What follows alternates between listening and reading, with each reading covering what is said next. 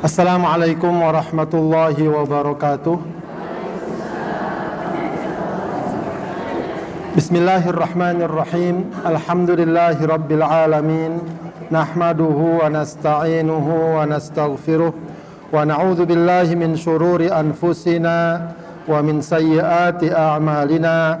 May yahdihillahu fala mudhillalah wa may yudlil fala hadiyalah.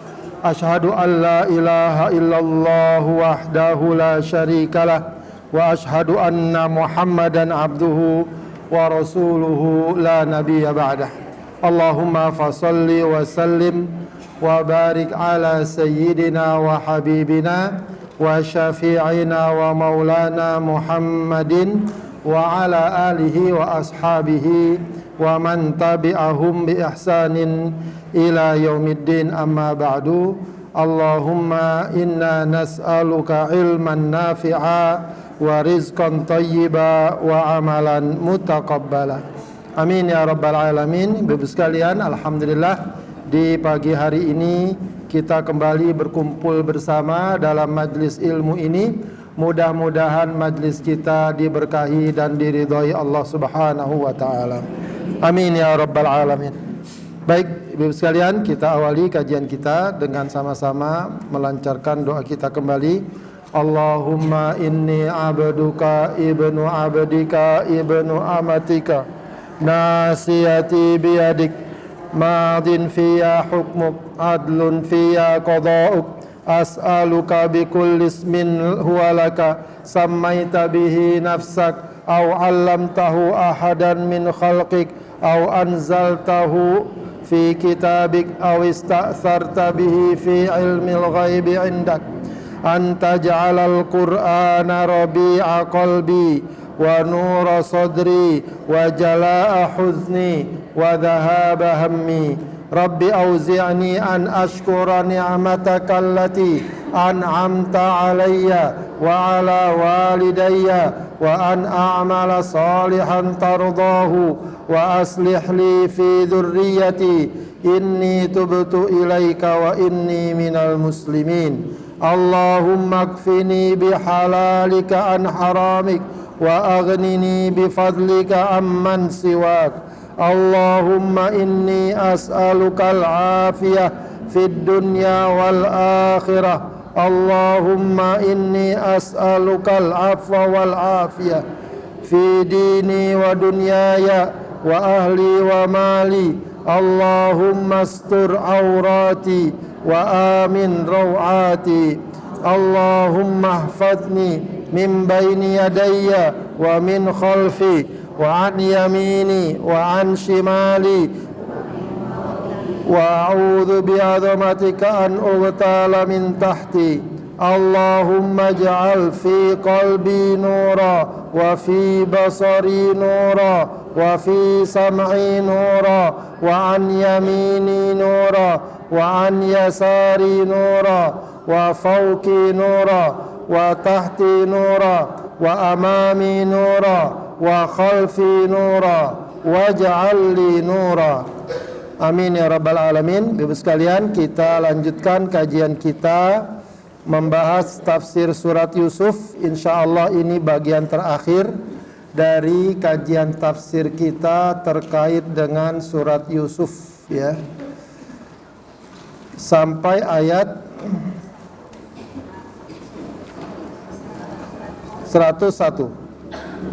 Baik, sudah kita jelaskan kemarin bagaimana ending, ya, akhir dari cerita Nabi Yusuf, kisah Nabi Yusuf, ya, bagaimana akhirnya mereka semua berkumpul kembali, ya, dan sudah clear, ya, sudah apa istilahnya, ya, saling memaafkan, ya, khususnya Nabi Yusuf sudah memaafkan saudara-saudaranya, saudara-saudara pun sudah mengakui kesalahannya, dan akhirnya mereka berkumpul rukun dalam sebuah keluarga yang harmonis, ya, dan ini tentu adalah contoh dan teladan yang sangat bagus, ya, ketika kita menghadapi konflik atau permasalahan di tengah keluarga, usahakan sedapat mungkin bagaimana semua diakhiri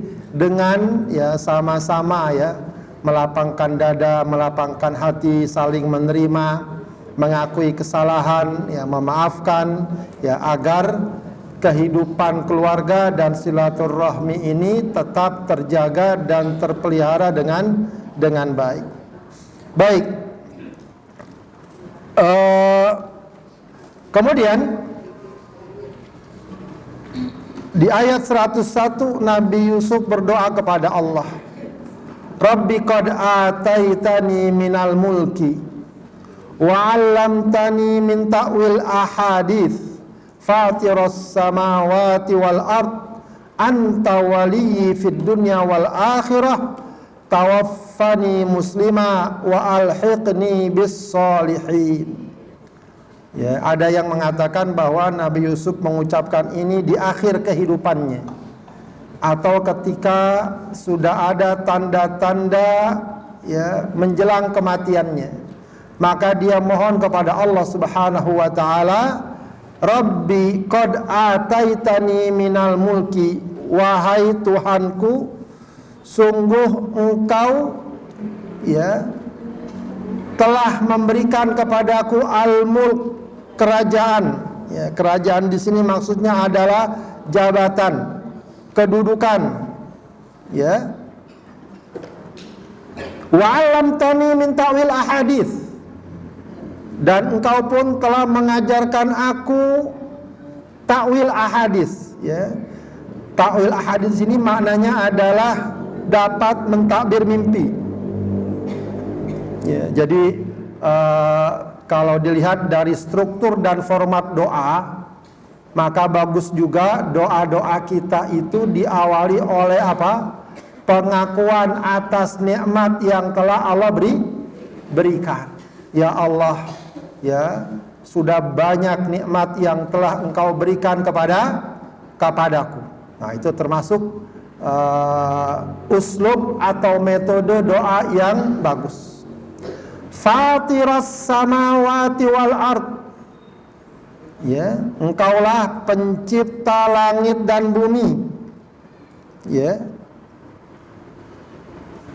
Anta waliyyi fid dunya wal akhirah. Engkaulah waliku. Ya. Wali di sini maknanya apa? Pelindung, pengatur, penjaga aku. Ya. Fid dunya, di dunia maupun di akhirat. Ini juga termasuk bagian dari doa yang bagus apa Bu? Kita menyatakan pengagungan kita kepada Allah. Ya, menyatakan pengagungan kita kepada Allah Subhanahu wa taala. Ya, makanya doa itu yang bagus adalah kita awali dengan istighfar, kemudian dengan apa? Hamdalah. Ya, lalu sholawat. Ya, nah kemudian bisa disampaikan juga rasa syukur kita kepada Allah. Ya, sampaikan saja bahwa sangat banyak nikmat yang telah aku rasakan, agar kita terungkap apa? Rasa syukur. Kemudian apa lagi? Sebutkan juga pengagungan terhadap Allah. Sebutkan nama-nama dan sifat Allah. Ya, makanya juga di antara anjuran dalam berdoa, ya, apa namanya? Sebutkan nama dan sifat Allah. Ya, asmaul husna, ya, yang biasa kita baca misalnya ya hayyu ya qayyum ya dzal jalali wal ikram. Nah, itu sebentuk pengagungan dan pemuliaan kepada Allah sebelum kita menyampaikan hajat kita. Nah, setelah Nabi Yusuf alaihissalam menyebutkan betapa banyaknya karunia Allah dan betapa agungnya Allah bahwa Dia sang pencipta dan Dia adalah yang maha melindungi, baru kemudian Nabi Yusuf mohon kepada Allah, tawaffani muslima, matikan aku ya Allah sebagai seorang muslim. wa alhiqni bis sholihin. Apa? Dan kumpulkan aku bersama orang-orang soleh, ya, bersama orang-orang soleh. Ya, maka doa Nabi Yusuf sangat ringkas, sangat padat, ya, tapi ya itulah hakikat yang kita cari. Ya, bagaimana akhir kehidupan kita adalah akhir kehidupan yang tetap membawa iman dan Islam. Ya, sebab Allah sudah pesan wala tamutunna illa wa antum muslimun. Ya, Rasulullah mengatakan innamal a'malu bil khawatim. Amal itu penentuannya di mana? Di akhirnya. Sampai Rasulullah gambarkan ada orang yang sejak awal beribadah, taat, sampai seakan-akan jarak antara dia dengan surga tinggal sehasta. Tapi di akhir kehidupannya dia tergelincir, dia menyimpang. Dan kemudian diakhiri dengan keadaan seperti itu, jadilah dia masuk neraka. Karena akhir kehidupan. Tapi ada kebalikannya, orang yang di awalnya hidup penuh maksiat, kemunkaran, sehingga jarak antara dia dengan neraka tinggal sehasta. Tapi di akhir kehidupannya dia bertobat kembali kepada Allah dan mati dalam keadaan seperti itu. Maka masuklah dia ke dalam surga. Ya. Tapi mana hadis ini jangan diplesetkan. Kalau gitu sekarang kita puas-puasin dulu dah. Ya. Jangan ngaji, ya, jangan sholat, minum minuman keras, ntar kalau meninggal kita tobat. Kira-kira begitu nggak kira-kira? Ya bukan begitu artinya. Ya, Rasulullah hanya ingin menggambarkan ada, bukan berarti rata-rata begitu. Karena yang umumnya adalah yang sejak muda sudah bertakwa, insya Allah tuanya bertakwa. Kalau sedemikian itu takwanya, insya Allah matinya dalam keadaan bertakwa. Begitu umumnya. Ya. Yang sejak mudanya penuh dengan maksiat dan dia tidak tinggalkan maksiat tersebut, naudzubillah, akhirnya juga jauh dari keimanan. Begitu ya. Nah, cuma tadi itu boleh jadi terjadi. Untuk menunjukkan apa? Bahwa yang menentukan itu akhir kehidupan. Makanya minta selalu, ya kalau bahasa kita apa? Husnul khatimah. Itu juga penting kita minta dalam hidup. Ya, Allahumma inna nas'aluka husnal khatimah wa na'udzubika min su'il khatimah. Itu juga sering dibaca dalam doa-doa kita. Ya. Meskipun juga minta agar mati dalam keadaan Islam, itu juga harus diiringi oleh apa? Oleh sikap kehidupan kita. Ya.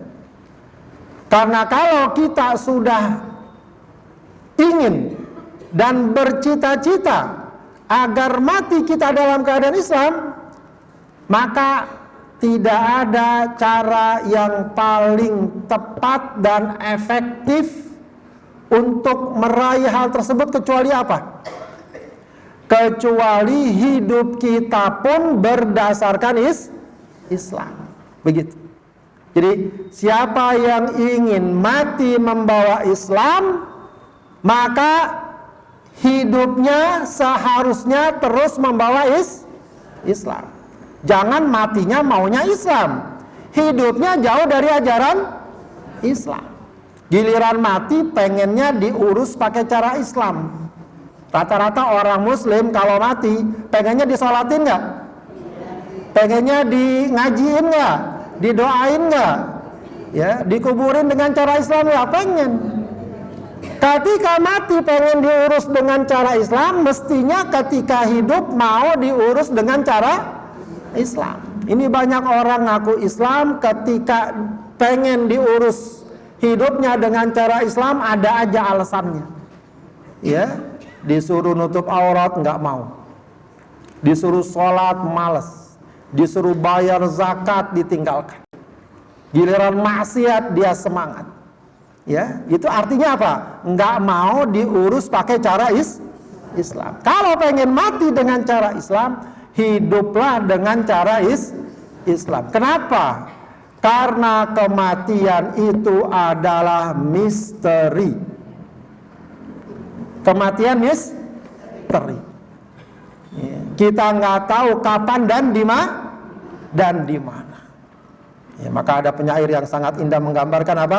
Wa kam min sahihin mata bi ghairi illatin wa kam min saqimin asyahinan minad dahri.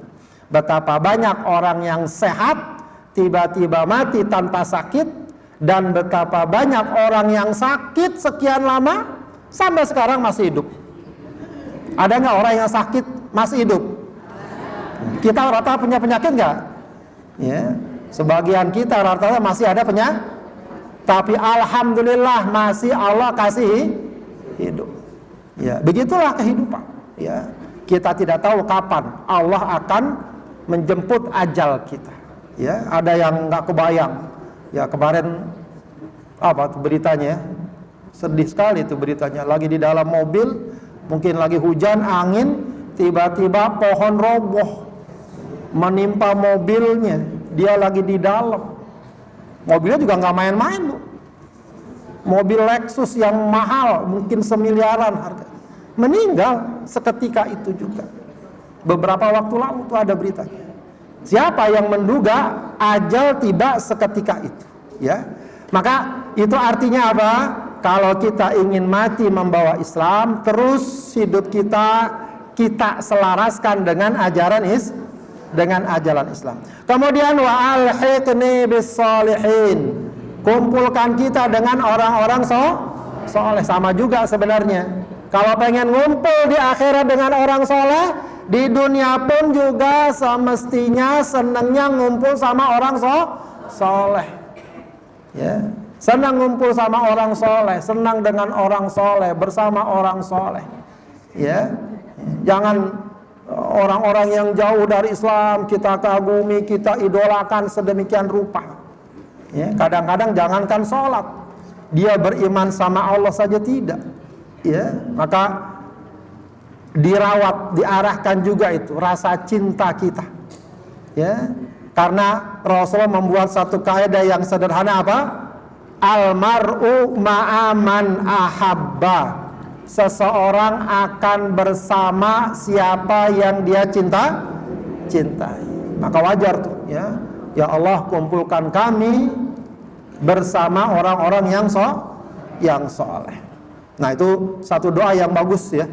Bisa kita baca, Allahumma tawaffani musliman wa alhiqni bis sholihin. Itu bagus doanya, singkat, padat ya, dan itu adalah doa Nabi Yusuf alaihissalam. Dzalika min amba'il ghaibi nuhihi ilaik. Inilah berita-berita yang gaib, nuhihi ilaik, yang kami wahyukan kepadamu wahai Rasul, maksud pada Rasulullah. Jadi berita yang gaib ini maksudnya apa? Kenapa dibilang berita yang gaib? Kisah Nabi Yusuf ini sudah Allah turunkan, Allah sampaikan kepada Rasulullah. Rasulullah kan gak mengalami, gak melihat. Nah, itu bagi Rasulullah berita yang gak, bagi itu gak berita gaib. Kita tahu dari mana? Dari Al-Quran. Wa ma kunta ladaihim id ajma'u amrahum wa hum yamkurun. Engkau wahai Rasulullah tidak ada di sana saat mereka saudara Nabi Yusuf berencana untuk berbuat tidak baik kepada Nabi Yusuf. Kamu kan nggak tahu saat itu, kamu nggak ada di sana, maka Allah wahyukan. Ya, jadi semua cerita yang kita baca ini kita semua tidak tahu, bahkan Rasul pun tidak mengalami ya peristiwa tersebut, tapi Allah wahyukan, Allah berikan tahu. Wa ma aktsarun nasi walau harasta bimu'minin. Ya, dan betapa banyak orang-orang ya, yang tidak mau beriman walaupun ya, walau harasta, walaupun kamu udah bersungguh-sungguh mengajak mereka, menyampaikan kepada mereka untuk beriman. Ya, ya ini juga penguat sebenarnya bahwa kalau kita ingin mengajak kebaikan lalu ada orang yang tetap menolak, yang tidak mau, ya memang nggak usah terlalu berkecil hati. Ya, karena memang bukan cuma kita yang begitu. Para nabi bahkan Rasulullah pun sudah berusaha sekuat tenaga agar bagaimana orang beriman, ya tetap aja banyak yang menolak karena memang ini faktor hidayah. Wa ma tas'aluhum alaihi min ajr. Wa ma tas'aluhum alaihi min ajr. Padahal ya kata Allah, kamu kan tidak minta upah ketika mengajak mereka beriman. Ya. Jadi semata-mata Rasulullah itu mengajak mereka beriman bukan karena kalau ada 10, 20 dapat 20 juta, ada 100 juta, tidak. Semata-mata agar apa? Ingin mereka itu selamat karena beriman kepada Allah. Ya. In huwa illa dzikrul lil alamin. Karena apa yang Rasul lakukan tak lain apa? Dzikrul lil alamin, peringatan ya kepada seluruh alam, ya kepada makhluk di muka bumi ini. Wa ka'ayyim min ayatin fis samawati wal ardi yamurruna 'alaiha wa hum 'anha mu'ridun. Ya, wa ka'ayyin maksudnya wa kam, betapa banyak, min ayatin, ayat. Apa ayat artinya, Bu? Ayat artinya apa? Tanda. Tanda kekuasaan Allah. Betapa banyak tanda kekuasaan Allah fis samawati wal ard, di langit dan di bumi. Ya, jadi ayat itu ada dua, pernah saya sampaikan. Ayat apa namanya? Ada ayat kauliyah, ada ayat kauniyah. Kalau ayat kauliyah itu tanda kekuasaan Allah dalam apa? Firman-firmannya, dalam bentuk wahyu Al-Quran. Itu namanya ayat kauliyah. Makanya disebut ayat 1, ayat 2, ayat 3. Itu namanya ayat kauliyah. Tapi bukan hanya wahyu Allah, bukan hanya Al-Quran yang menunjukkan tanda kekuasaan Allah. Termasuk tanda kekuasaan Allah adalah penciptaan alam ini, disebut dengan ayat kauniyah. Dua-duanya menunjukkan keagungan dan kebesaran Allah. Nah, dalam ayat ini kita diingatkan betapa banyak tanda kekuasaan Allah, keesaan Allah yang terdapat di langit dan di bumi. Yamurruna 'alaiha ayyushahidunaha, yang kalian saksikan. Ya, cuma kita kadang-kadang memang kurang tafakurnya. Ketika kita lihat ke atas langit, lihat aja langit, ya jarang kita berpikir itu langit segede kayak gitu gimana bikinnya, ya mana tiangnya. Ya, kalau kita ke lautan, ke laut, ke pantai, kita mah udah senang doang bawaannya, mandi, selfie, ya nggak kepikiran kita tuh bagaimana, betapa lautan luasnya, bagaimana kekuasaan Allah. Itu semuanya adalah tanda kekuasaan Allah. Ya, hewan-hewan, pegunungan itu luar biasa. Makanya kalau kita melihat alam fenomenanya, ya kita hendaknya selalu menyebut nama Allah. Begitu ya. Baik. Wahum anha mu'aridun, akan tapi banyak orang yang berpaling. Mu'aridun di sini diartikan la yatafakkaru, tidak mau merenungkan kebesaran Allah. Wa ma yu'minu aktsaruhum billahi illa wa hum musyrikun, dan kebanyakan mereka tidak mau beriman kepada Allah kecuali mereka berbuat kemusyrikan. Ini juga dalam konteks masyarakat Mekah ketika itu. Ya, mereka udah diajak oleh Rasulullah untuk beriman. Sebenarnya kalau mereka tafakuri alam ini, mereka pun akan yakin akan kekuasaan Allah, tapi nyatanya mereka banyak yang tetap memilih jalan kemusyrikan. Afa aminu an ta'tiyahum ghasyatun min adzabillah. Ya. Afa aminu, emangnya kalau bahasa kita ya, emangnya mereka aman atau merasa aman? Ya. Kalau tiba-tiba datang ta'tiyahum ghasyah, ya, bencana atau azab yang menimpa mereka, min azabillah, berupa azab Allah. Au ta'tiyahumus sa'atu baghtah, atau datang kepada mereka hari kiamat tiba-tiba, wahum la yash'urun, sementara mereka tidak menyadarinya. Ya, ini konteksnya memang terhadap orang kafir. Ya, memang mereka aman, ya, merasa aman. Ya, kalau ternyata Allah timpakan azab kepada mereka atau tiba-tiba datangkan hari kiamat sehingga mereka tidak sempat untuk bertaubat dan kembali kepada Allah. Ya, sama tuh ya dengan kita juga ya. Kalau seseorang merasa ringan, ya, senang berbuat kemaksiatan, ya, maka bisa dibacakan ayat ini. Memangnya kamu merasa aman, ya, dari azab Allah atau hari kiamat yang datang tiba-tiba? Kalau dia datang tiba-tiba bagaimana? Tidak sempat kamu memperbaiki diri, tidak sempat kamu bertobat, tiba-tiba datang bencana.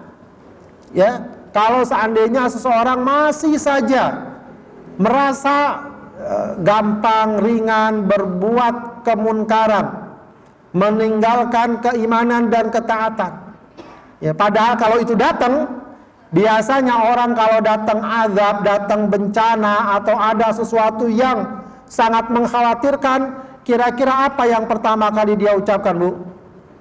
Kalau ada bencana, ada apa orang yang biasa diucapkan? Innalillah, istighfar, Allahu Akbar. Kan begitu kan? Artinya apa? Itu fitrah dia bahwa dia pengen kembali kepada Allah. Cuma sering ditunda-tunda. Dia lupa karena tergoda oleh syahwatnya dan seterusnya. Orang biasanya itu fitrah manusia. Bahkan bukan hanya orang muslim, orang yang tidak beragama, orang yang beragama, yang tidak beragama juga gitu. Ya, mereka kalau udah kondisinya sangat kepepet, seakan-akan tidak ada harapan, siapa yang mereka harapkan? Allah Subhanahu wa ta'ala. Ya. Saya pernah cerita itu, mungkin pernah saya sampaikan, seorang teman, dia cerita, dia naik pesawat ke Eropa, bareng sama wisatawan bule itu yang dari Bali segala macam. Ya, hampir sebagian besar katanya penumpangnya itu wisatawan dan ya anak-anak muda lah. Ya naik ke Eropa, biasa kalau dia di pesawat itu kan sebagian kadang ditawarkan wine. Apa Bu wine, Bu? Ya nggak tahu, bagus kalau nggak tahu. Minuman keras, wine, bir lah. Itu rata-rata pada mesen itu. Bukan hanya mesen, mereka tertawa-tawa, ya malum pulang wisata. Itu tiba-tiba yang namanya pesawat kadang-kadang apa istilahnya itu turbulensi. Naik atas turun, goncangan keras sampai seakan-akan kayaknya tinggal jatuh nih pesawat. Ketika itu semuanya diam dan mulai muncul ungkapan-ungkapan apa? Ya mungkin bahasa Inggris ya, my God, segala macam. Ya, begitu manusia fitrahnya. Ya, kembali kepada Allah. Ya, maka seringkali kita itu kadang tidak merawat fitrah kita sehingga lupa bahwa kita ini harusnya terus kembali kepada Allah Subhanahu wa ta'ala. Baik. Kemudian Allah Subhanahu wa ta'ala katakan, ya, perintahkan kepada Rasulullah qul, ya, jadi Rasulullah ini sebenarnya dalam surat Yusuf ini menyampaikan kisah Nabi Yusuf kepada orang kafir Quraisy. Ya, meskipun mereka menentang dan semacamnya. Ya. Maka kata Allah, qul, katakanlah hadhihi sabili ad'u ilallah. Ya. Jadi walaupun di awal-awal dakwah secara khusus Rasulullah ngajak, tapi banyak yang menolak, banyak yang tidak mau beriman, bahkan tetap memusuhi. Apakah Rasulullah mundur? Tidak. Kenapa? Karena sudah Allah tekankan, kul, katakan. Kalau kata-kata kul dalam Al-Quran biasanya maksudnya apa? Kul ya Muhammad, wahai Muhammad, katakan. Hadhihi sabili, ini jalanku. Jadi walau ada yang menentang, ada yang menolak, ada yang memusuhi, Rasulullah nggak berhenti. Tidak berhenti, sebab ini sudah menjadi jalannya. Ya, kalau anak muda sekarang, jalan ninjaku bahasanya. Ya. Jadi apa namanya? Jalan hidup, prinsip kehidupan. Apa sabili di sini? Ad'u ilallah. Aku mengajak dan menyeru ke jalan Allah. Jadi udah jalan Rasul itu. Mau yang nerima banyak, yang sedikit, bahkan tidak ada. Itulah jalan para Rasul. Ya. Makanya dalam satu riwayat ada Rasul yang pengikutnya banyak. Yang paling banyak Rasulullah. Ya. Tapi ada yang pengikut cuma puluhan, cuma 3, cuma 2, ada yang cuma 1 orang. Ada yang tidak ada sama sekali. Ya, jadi itu untuk menunjukkan apa? Bahwa para nabi tetap menempuh jalan yang memang merupakan jalan mereka. Yaitu apa? Ad'u ilallah. Menyeru kepada Allah. Tapi bukan sekedar menyeru, ala basiratin. Apa basirah di sini maknanya? Ya, hujjatin wadihah. Ya, dalil, argumen dan hujjah yang jelas. Maksudnya adalah menyeru kepada Allah tapi dengan ilmu, dengan pemahaman yang benar. Nggak sekedar nyeru ngajak kayak yang penting ngumpul apa. Ya, tapi caranya macam-macam. Ya, udah sering kita lihat itu ya di video ya, orang yang penting rame. Ya, mau joget-joget, mau apa-apa dan seterusnya. Ya, itu tidak kita inginkan. Menyuruh betul di jalan Allah, tapi nggak sembarangan. Nggak semau-maunya, yang penting rame. Yang penting menarik dan seterusnya. Ya, sehingga kadang-kadang ya, kita juga suka bingung ya. Yang disampaikan ini ajaran Islam apa kebalikannya? Ya, kesannya dakwah, tapi tampilannya jauh dari ajaran Islam. Nah, ini yang harus kita waspadai. Ala basirah, berdasarkan ilmu, berdasarkan pemahaman yang benar. Ad'u ilallah.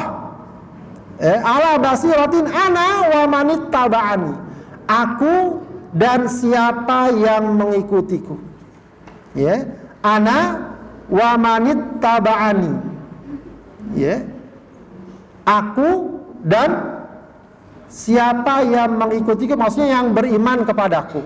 Jadi ini juga maknanya adalah kalau kita beriman kepada Allah, kepada Rasulullah sallallahu alaihi wasallam, maka hendaknya jalan kehidupan kita juga sama dengan jalan kehidupan para rasul. Apa jalan kehidupan mereka? Berdakwah, ngajak orang beriman.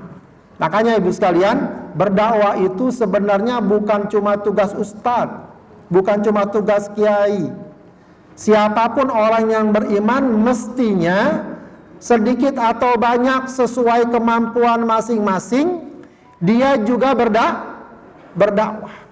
Ya, cuma kadang-kadang orang bingung, dakwah saya bisa apa Pak Ustadz? Ngaji aja belum bisa. Bedakan dakwah dengan mengajar. Kalau mengajar memang butuh perangkat, butuh bekal ilmu. Berdakwah itu lebih umum. Sifatnya apa kalau dakwah itu? Ngajak, merangkul. Ya, nggak perlu kita harus menghukumi orang si fulan, tidak. Kita ajak. Ya, mungkin yang sederhana kalau sekarang ya sekedar kita share, ada pengumuman pengajian di sini dan di sana, insya Allah itu bagian dari dakwah. Kita ajak teman kita, yuk ngaji ke sini yuk, ya, atau kita ingatkan yuk sholat, begitu ya, atau kita berikan buku yang baik, ya, itu adalah bagian dari dakwah. Kadang-kadang banyak orang ya kembali kepada Islam bukan oleh ceramah yang hebat, bukan oleh kiai yang luar biasa ilmunya, tapi oleh temannya yang ngajak dia, yang berteman dengan baik, lalu mencoba memberikan masukan yang baik. Lalu orang itu sadar, kemudian dia kembali kepada Allah.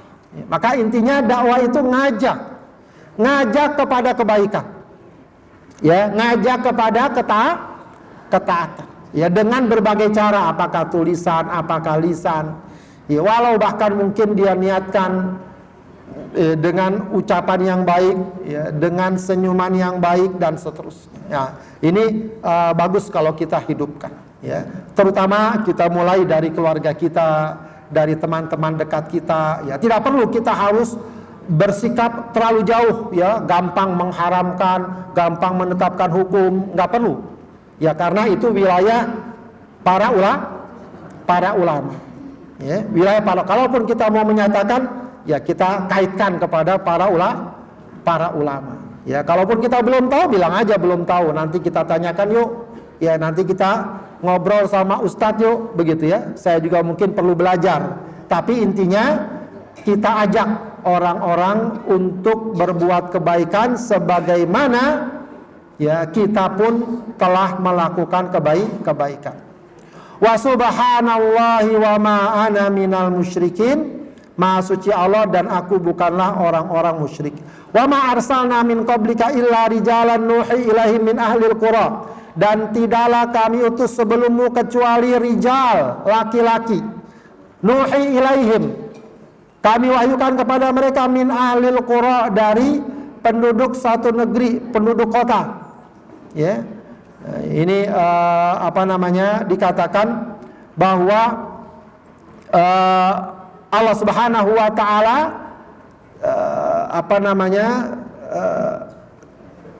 tidaklah mengutus sebelumnya kecuali orang-orang yang telah diberikan wahyu dari ahlul qura.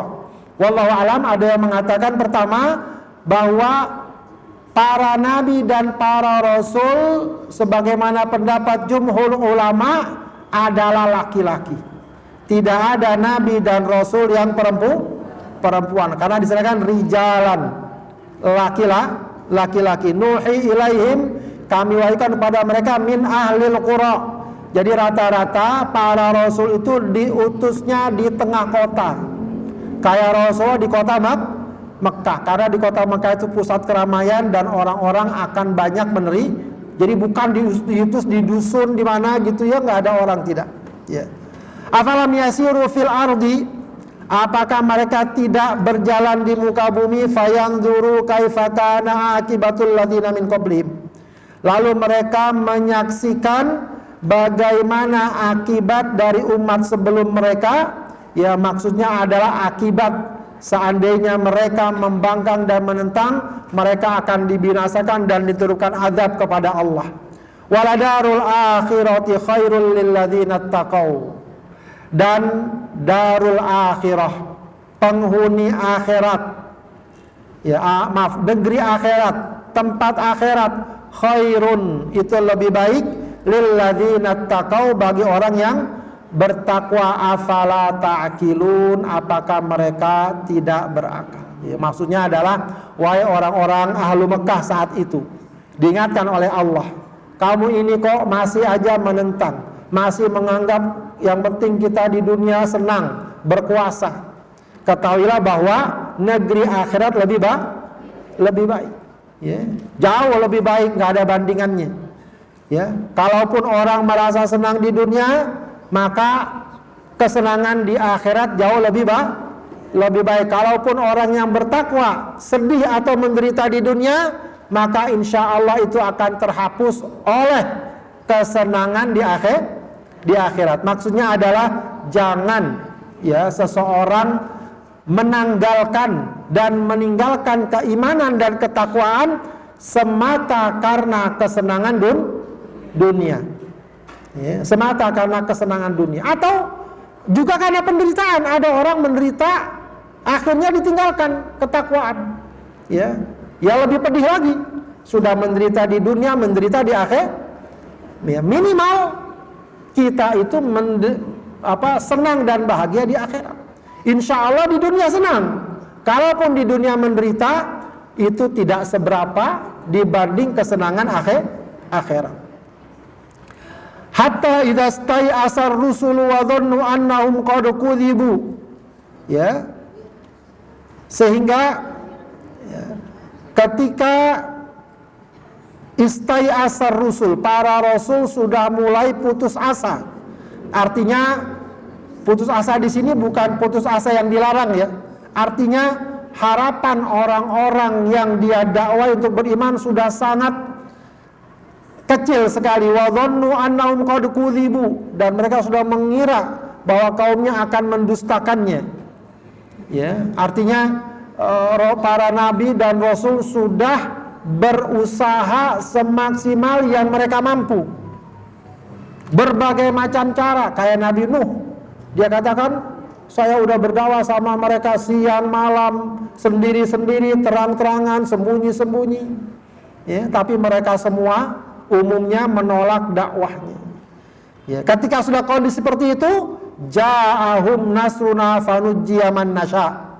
Maka akan datang kepada mereka pertolongan kami. Allah utus hambanya, makhluknya, mendatangkan azab, fanujjiya man nasya, lalu kami selamatkan siapa yang kami kehendaki, wala yuraddu ba'suna 'anil qaumil mujrimin, dan azab kami tidak akan ada yang menolak atau mencegah terhadap orang-orang yang mujrim, orang-orang musyrik, orang-orang yang membangkang. Walaqad kana fi qasasihim ibratul liulil albab. Ya, sungguh kana fi qasasihim, pada kisah-kisah mereka. Kisah-kisah mereka ini apa maksudnya? Para rasul. Ya. Jadi kisah-kisah para rasul itu apa? Ibrah, contoh, teladan, ada pelajaran, banyak nasihat. Ya, makanya kalau kita baca kisah para nabi kayak kisah Nabi Yusuf ini, betapa banyak kemarin poin demi poin, nasihat demi nasihat bisa kita simpulkan. Nah, itu yang paling penting. Ya, Al-Quran memang banyak memuat kisah, tapi Al-Quran itu bukan kitab cerita. Kalau cerita kan kita baca cerita senang selesai. Ya, kalaupun dalam Al-Quran ada cerita, itu maksudnya adalah apa? Agar kita mengambil pelajaran. Bukan senang baca kitab kayak baca novel gitu, tidak. Ya, yang paling penting itu kita ambil pelajarannya, kita ambil hikmahnya.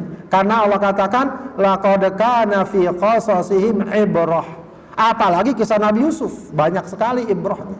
Jadi selain menarik, kisahnya penuh pelajaran. Dan yang penting, kisahnya bukan kisah fiktif. Kisah Nabi Yusuf itu benar, semua kisah Nabi itu benar. Ya, bukan seperti kisah apa? Ya, si buta dari gua hantu, si manis. Wah, yang tahu orang tua berarti.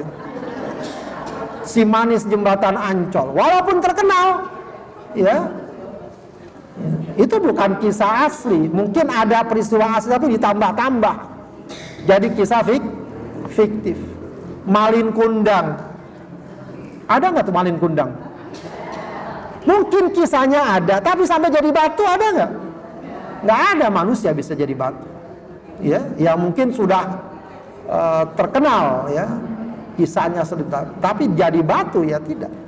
Begitu ya. Paling tidak ada validasinya kecuali dari omongan-omongan. Tapi kalau kisah para nabi itu kisah asli, bukan kisah fiktif.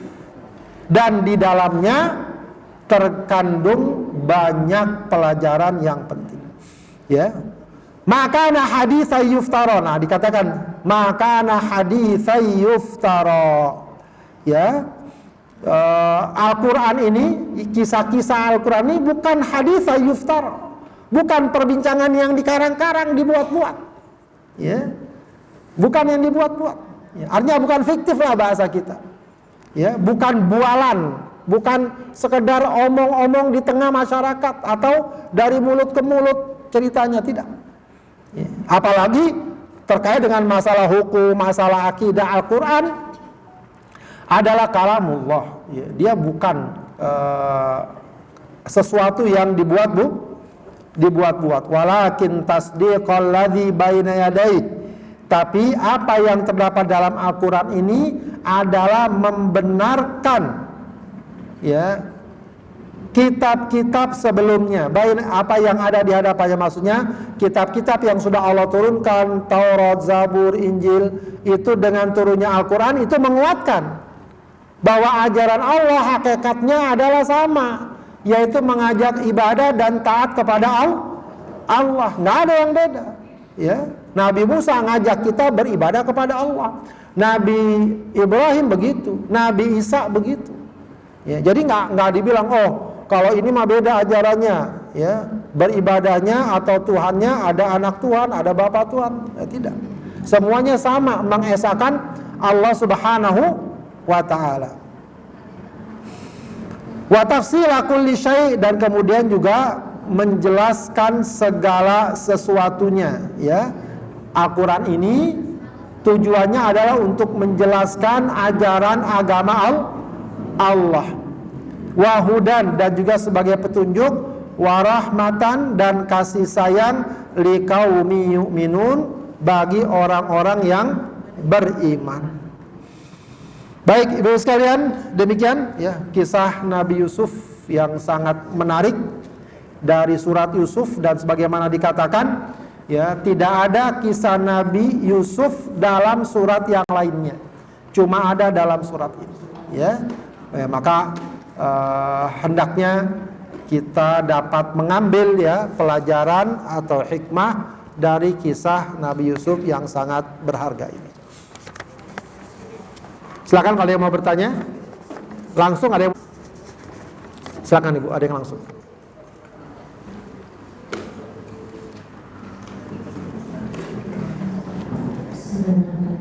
Assalamualaikum warahmatullahi wabarakatuh.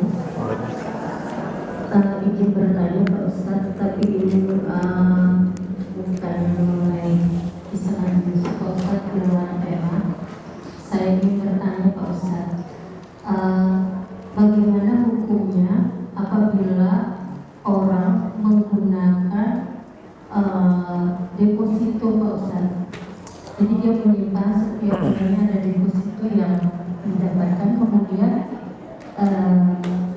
hasilnya atau pendapatan itu dikeluarkan untuk memberikan ke sebuah yayasan gitu Pak Ustaz. Apakah itu halal? Apakah tidak Ustaz? Salam. Depositonya di mana Bu? Di bank konven atau bank syariah? Di bank syariah. Baik. Deposito itu hakikatnya kita menyimpan sejumlah uang dengan jangka waktu yang ditetapkan, apakah setengah tahun, setahun, dan seterusnya. Nanti oleh pihak pengelola uang itu akan diputar, diputar untuk mendapatkan keuntungan. Nah, kemudian kita dijanjikan mendapatkan keuntungan dari uang yang diputar tersebut. Di bank konvensional, di bank syariah memang ada deposito, tapi prakteknya beda. Kalau di bank konvensional, depositonya sudah ditetapkan jumlah bunga yang ditetapkan sesuai jumlah uang yang disimpan. Katakanlah deposito untuk setahun, berapa sekarang bank konven ya? 6. Bisa 10%, 6%, dikit sih sebenarnya. 6%. Misalnya, maka setiap tahun dari jumlah yang kita masukkan, kita dapat 6% dari jumlah yang dimasukkan. Gitu ya, katakanlah kalau kita menyimpan 100 juta, 6%-nya dapat berapa berarti? 6 juta misalnya. Nah, itu namanya bunganya. Begitu ya. Di sisi lain, usaha yang digunakan pun itu tidak diseleksi. Dia mau yang penting ada untungnya. Mau dia tanam misalnya, diinvestasikan di pabrik minuman keras, di prostitusi, di apa, nggak ada seleksi. Itu ada 2 titik di situ. Pertama adalah menetapkan jumlah yang flat untuk keuntungan, dan itu dalam Islam tidak dibolehkan. Ya, tidak dibenarkan. Dan juga masalah pengelolaan hartanya itu tidak selektif. Kalau di bank syariah, deposito ada, tapi keuntungannya adalah dari hasil keuntungan yang didapat dari usaha tersebut. Jadi nanti dikelola oleh pihak bank, ada usaha, ada untungnya. Nah, untungnya itu akan dibagi ke para deposan tadi. Ya, berarti keuntungannya itu fluktuatif, bisa banyak, bisa sedikit. Ya, biasanya memang sedikit, ya, karena tidak menjamin kalau usahanya misalnya untung banyak dan seterusnya. Jadi keuntungannya bukan dari jumlah modal yang dimasukkan, ya, pembagiannya bukan dari jumlah modal yang dimasukkan, tapi dari hasil keuntungan yang didapatkan dari perputaran uang tersebut, ya, dari perputaran uang tersebut. Kalau itu memang yang diberikan, itu tidak mengapa. Tapi resikonya bisa dapat banyak, bisa dapat sedikit, ya, dan sifatnya juga tidak tentu. Ya, kadang dapat segini, ya. Saya punya deposito sedikit misalnya di BSI, itu kadang-kadang dapatnya segini sebulan ini dan seterusnya, nggak banyak. Tapi memang berubah-ubah sesuai dengan seberapa banyak mereka mendapatkan keuntungan dari perputaran uang tersebut. Dan satu lagi yang membedakan adalah dari segi pengelolaan uangnya. Karena itu bank syariah, maka mereka akan selektif. Tidak semua, ya,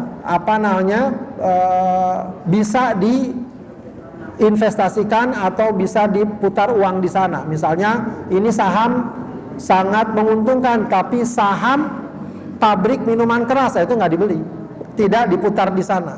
Artinya usahanya akan dilakukan selektif, tidak bertentangan dengan ketentuan syariah. Itu sedikit gambaran tentang deposito. Ya, wallahu alam. Setidaknya deposito di bank syariah, ya, insya Allah tidak mengapa. Tapi kalau di bank konvensional sebaiknya dihindari. Wallahu a'lam. Itu aja sederhananya. Silakan. Assalamualaikum warahmatullahi wabarakatuh. Assalamualaikum. Apa yang tadi disampaikan oleh Pak Ustaz, dakwah itu tidak harus Ustaz atau Ustazah. Kita sebagai ibu rumah tangga juga mungkin bisa untuk menyampaikan dakwah kita ke keluarga kita sendiri dulu, baru keluarga besar. Yang saya tanyakan Ustaz, saya sering sekali mengajak jamaah atau ibu-ibu yang lain yang memang ada waktu untuk belajar ke taklim itu Pak Ustaz dari dulu. Tapi kadang-kadang saya ini orangnya nggak pernah nyerah, nggak pernah bosan gitu maksudnya, sampai orang itu benar-benar mau. Dari orang 1 orang sampai 10 orang saya ajak gitu Pak Ustaz. Yang kadang-kadang ada penolakannya juga, apa nggak bosan ngajak orang gitu. Saya sih nggak, kalau saya bilang gitu. Dan yang kedua, saya ngajak ke keluarga besar saya. Keluarga besar saya itu ada yang sudah sakit jantung, yang sudah dikomakan 2 hari 2 malam. Kata dokter, kalau memang ini orang ada punya 9 nyawa kali, kata dokter gitu. Kenapa dok? Soalnya itu dikomakan 2 hari 2 malam masih bisa sehat lagi gitu Pak Ustaz. Cuma yang saya tanyakan, waktu dia sebelum dikomakan itu 2 hari 2 malam masih menjalankan perintah Allah SWT seperti sholat, puasa gitu. Tapi setelah dia bangun dari komanya itu, malah kok sekarang malah jauh itu Pak Ustaz. Nah saya pikir kok bukan sadar ya gitu. Lalu saya bilang, ya Allah, karena keluarga besar kan kita sendiri harus menegurnya, mengajaknya. Nah ada keluarga yang sudah mengajak dan mengingatkan dia kembali. Saya bilang ini udah dikasih nyawa 2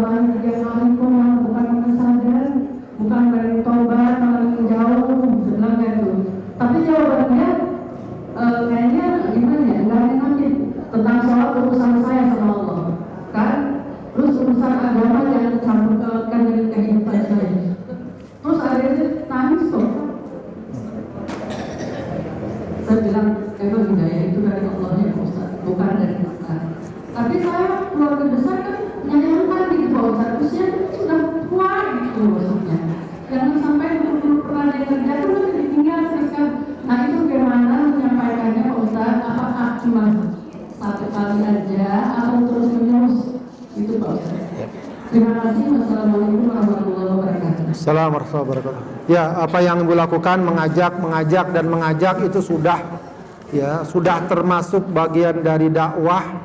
Ya, terlepas ada yang menerima, ada yang menolak, itu memang sudah merupakan apa istilahnya fakta yang memang bukan hanya kita yang mengalami, bahkan para nabi pun yang jauh lebih baik dari kita juga akan mengalami. Ya, jadi apa yang kita lakukan, walau tampak sederhana, ngajak orang, menyampaikan kebaikan dan semacamnya, itu sudah merupakan bagian dari dakwah. Apapun yang akan kita hadapi, itu tetap dia sudah tercatat sebagai ajakan kebaikan. Ya, apalagi kalau ternyata ada yang menerima dan kemudian dia melaksanakan ajaran Allah dengan baik, maka setiap kebaikan yang dia lakukan kita akan mendapatkan bagiannya. Man sanna sunnatan hasanatan falahu ajruha wa ajru man amila biha. Siapa yang mengajak sunnah atau kepada ajaran yang baik, dia dapat pahalanya, dan pahala maksudnya apa? Pahala mengajak orang, dan dapat pahala juga orang yang mengikuti ajakan tersebut. Ya, jadi satu hal yang bagus ya kalau kita sabar, kita nggak bosan untuk terus menawarkan, mengajak kebaikan-kebaikan di tengah masyarakat. Adapun kalau kita mengajak masih belum mendapatkan respon, apalagi penolakan, apalagi semacam kecaman, ya itu pun juga harus kita sikapi dengan sabar dan sabar. Ya, tetap kita menjaga diri, jangan sampai misalnya kita ikut emosi atau berkata tidak baik dan seterusnya. Ini memang satu hal yang cukup ironis ya, atau sedih lah kalau boleh kita katakan, jika seseorang ya di saat sulit, di saat berat, apalagi dia masih sadar, lalu dia meninggalkan kewajibannya. Ya, ini sebenarnya sangat butuh sekali nasihat. Mungkin perlu dicari cara pendekatan yang baik. Bisa jadi karena faktor usia dan lain sebagainya. Ya, mungkin dicari siapa yang paling bisa menasehatinya. Apakah teman dekatnya, apakah gurunya, ya, atau anaknya. Ya, itu patut dicari pendekatan yang baik. Dan usahakan memang jangan terlalu memojokkan. Ya, jangan terlalu memojokkan, tapi tawarkan dengan tawaran yang baik. Ya, insya Allah kalau sholat itu kita lebih ringan, lebih mudah, Allah lebih sayang. Ya, pendekatannya adalah pendekatan memberikan harapan. Jangan terlalu dengan pendekatan yang menakut-nakuti. Ya, di antara pesan para ulama, kalau ada orang yang sudah mendekati ajal, ya itu atau kondisi yang berat, itu lakukanlah apa yang dapat menghadirkan sikap roja atau harapan. Ya, jadi bahasanya seperti itu. Ya, sehingga mudah-mudahan membuat dia tertarik. Selebihnya itu bisa terus dilakukan, tapi mungkin dikasih waktu interval atau variasi begitu ya. Mudah-mudahan akan semakin membuat hatinya semakin lunak. Wallahu a'lam. Tentu didoakan juga penting, didoakan terus menerus. Baik, Pak Ustadz, bolehkah kalau habis wudu muka kita dilap pakai handuk? Boleh. Dilap pakai handuk, pakai tisu, pakai apa boleh. Itu tidak ada larangan. Memang Rasulullah ketika ditawarkan handuk tidak memakai. Itu berarti pilihan. Ya, memang ada yang mengatakan bagusnya tidak diusap. Tapi kalau diusap, apalagi kalau musim dingin atau apa, ya nggak apa-apa diusap, boleh saja. Ya, tidak ada larangan. Dan juga tidak makruh, tidak, ya, tidak makruh. Baik, bolehkah kalau puasa berwudu sambil kumur? Boleh, asal jangan sampai ya sambil berkumur minum air, ya, itu. Pora-pora berkumur, ya. Jadi boleh berkumur, memasukkan air ke hidung pun boleh, tapi jangan terlalu kenceng, nariknya jangan terlalu keras. Ya, berkumur juga mungkin hati-hati juga, hindari untuk jangan sampai. Jadi kalau ruang lingkupnya masih mulut, bahkan walau terasa sekalipun boleh. Ya, sikat gigi, apakah ada rasanya? Boleh nggak? Boleh. Bahkan mencicipi makanan boleh nggak? Boleh nggak mencicipi makanan? Boleh kalau ada keperluan. Kalau masak takut keasinan, sekedar di ujung lidah lalu dikeluar, itu boleh. Ya, sebab itu masih area luar. Yang nggak boleh kalau sudah ditelan. Lebih utama mana zikir dengan sholat sunnah setelah sholat wajib? Ya kalau pilihannya bisa dua-duanya, ya dua-duanya. Kalau pilihannya karena kita buru-buru, bagusan mana, zikir apa sholat sunnah? Ya, kalau dilihat urutan sunnah, memang yang paling utama, yang lebih utama adalah sholat sunnah, sholat rawatib, sholat ba'diyah. Ya, itu kalau pilihannya nggak sempat zikir. Artinya habis sholat, ya mungkin kita zikir sebentar, istighfar, ya, lalu kita langsung sholat karena kita buru-buru, nah itu bagus. Zikirnya tinggal kita baca sambil jalan kah, sambil apa dan seterusnya, begitu ya. Ya, tapi kalau masih mungkin zikir sholat sunnah, ya dua-duanya, begitu ya, dua-duanya. Ala kulli hal, kalaupun dia zikir saja tanpa sholat sunnah nggak apa-apa, karena itu sholat sunnah. Tapi kalau ini mana yang lebih utama? Ya, sholat sunnah tentu lebih utama dari zikir setelah sholat. Wallahu alam. Tapi kalau dia punya waktu yang luang, jangan, ya, yang penting dia sholat ba'diyah lalu dia tidak zikir. Kalau ada waktu luang, ya zikir. Habis sholat sunnahnya adalah zikir, ya. Wallahu alam. Sudah lama saya dapat warisan orang tua sebidang tanah 200 meter, tidak ada hasilnya dan kosong. Apakah harus keluar zakatnya? Nggak ada zakat buat tanah. Tidak ada zakat buat tanah atau rumah yang kita miliki. Zakat itu tidak berlaku pada sesuatu yang dipakai. Sesuatu yang digunakan tidak berlaku, tapi sesuatu yang berkembang, yang tumbuh. Begitu ya. Rumah kita nggak ada zakatnya. Bahkan emas kita ada zakatnya nggak? Kalau dipakai sebagai perhiasan tidak ada zakatnya. Tapi kalau disimpan aja, kalau sewaktu-waktu kita pakai atau sewaktu-waktu nanti kita mau jual, itu ada zakatnya. Ya, paham nggak? Jadi harta yang kena zakat namanya harta namiyah, harta yang berkembang. Tapi kalau kita punya tanah, tidak ada zakatnya. Wallahu a'lam. Memang ada sekarang ijtihad baru, ada orang beli tanah bukan untuk apa-apa tapi sekedar untuk investasi. Itu tanah dia nggak pakai, dia nggak buat bertani, dia nggak tinggalin. Itu memang sebagian ulama sekarang menyatakan itu ada zakatnya. Paham nggak? Atau beli rumah, kan banyak tuh orang banyak duitnya. Dia beli rumah di sana, dipakai tidak, ditinggalin tidak, disewakan tidak, nongkrong aja dia. Buat apa? Buat investasi. Itu bisa kena zakat kalau seperti itu. Tapi kalau rumahnya dipakai, apakah dipakai dia, dipakai orang lain, atau disewakan, itu tidak ada zakatnya. Kalau dipakai, maka bagus ya. Kalau kita ada properti tanah atau rumah, dimanfaatkan. Ya kalau tanah kosong seperti ini, apalah disewakan ke atau ditanam ke atau apa ya, agar dia memberikan manfaat. Wallahu a'lam bishawab. Ibu sekalian, Demikian kajian kita, mudah-mudahan bermanfaat. Mari kita tutup dengan khatmul Quran. Allahumma arhamna bil Quran waj'alhu lana imaman wa nura wa hudan wa rahmah.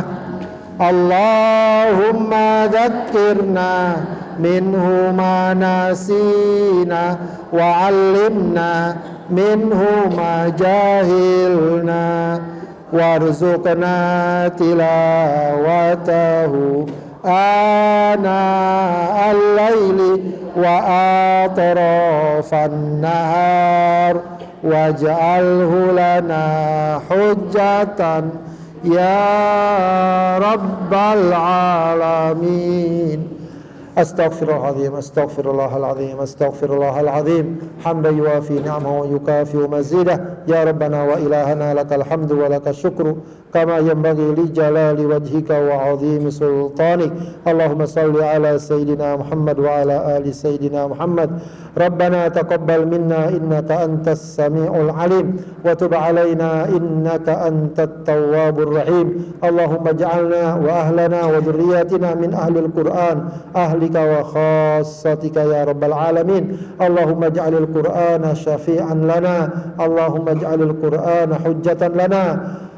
Allah wala taj'alil Qur'ana hujjatan alaina ya rabbal alamin. Allahumma tawaffana muslimin, Allahumma tawaffana muslimin, Allahumma tawaffana muslimin wa alhiqna bis salihin. Allahumma ansur ikhwanana al-muslimina fi Gaza, Allahumma ansur ikhwanana al-muslimina fi Sudan, Allahumma ansurhum ala a'daika a'daihim ya rabbal alamin. Rabbana ighfir lana wa liwalidina warhamhuma kama rabbayana shighara. Rabbana atina fid dunya hasanah wa fil akhirati hasanah wa qina adzaban nar. Subhana rabbika rabbil izzati amma yasifun wa salamun alal mursalin walhamdulillahi rabbil alamin. Subhanakallahumma wa bihamdika asyhadu an la ilaha illa anta astaghfiruka wa atubu ilaik.